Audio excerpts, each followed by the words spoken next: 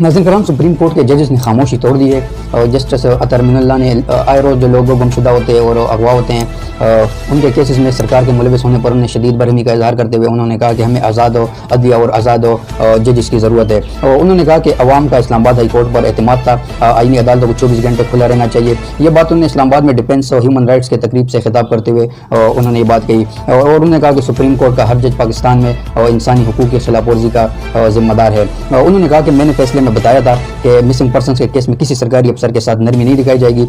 उन्होंने कहा कि अदालतों के लिए मुश्किल हो जाता है कि जब सरकार ताउन नहीं करता। उन्होंने कहा कि आइन के मुताबिक सरकार की जानिब से ताउन न करने पर वज़ीर आज़म और वफाक की काबीना जिम्मेदार है। और उन्होंने कहा कि इस्लामाबाद हाई कोर्ट में बासलाहियत शफाफ जजेस की तैनाती पहला हदफ था। उन्होंने कहा कि सुप्रीम कोर्ट के होते हुए बलूचिस्तान के तलबा ने इस्लामाबाद हाई कोर्ट से रुजू किया। उन्होंने कहा कि जब बलूचिस्तान के तलबा मेरी अदालत में आई तो मुझे समझ नहीं आई कि मैं क्या करूं। बलूचिस्तान की ख़वातीन सड़कों पर जलील हो रही है और रुल रही है और हमें शर्म आनी चाहिए। उन्होंने कहा कि मिसिंग पर्सनस का मसला मेरे दिल के बहुत करीब है। उन्होंने कहा कि इस्लामाबाद हाई कोर्ट में मुल्क भर से लोग आते थे क्योंकि आज़ाद जजेस थे। उन्होंने कहा कि गुमशुदगी का केस सबसे ज़्यादा मुश्किल केस होता है। अगर रियासत खुद गुमशुदा अपराध के केसेस में मुलविस हो तो अदालत कुछ नहीं कर सकती और रियासत का काम है अपने बच्चों की हिफाजत करना।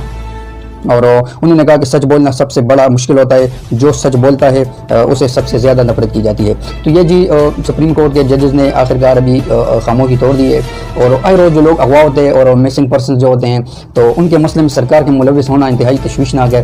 और ये बात उन्होंने बहुत ज़ोर देकर उन्होंने ये बात कही है कि अदालतें क्या करें अगर सरकार जो अवाम की हिफाजत करने वालों की हिफाजत की जिम्मेदारी है, अगर वो खुद गुमशुदगी के केसेस में मुलविस हो तो फिर अदालतें तो वाकई कुछ नहीं कर सकती।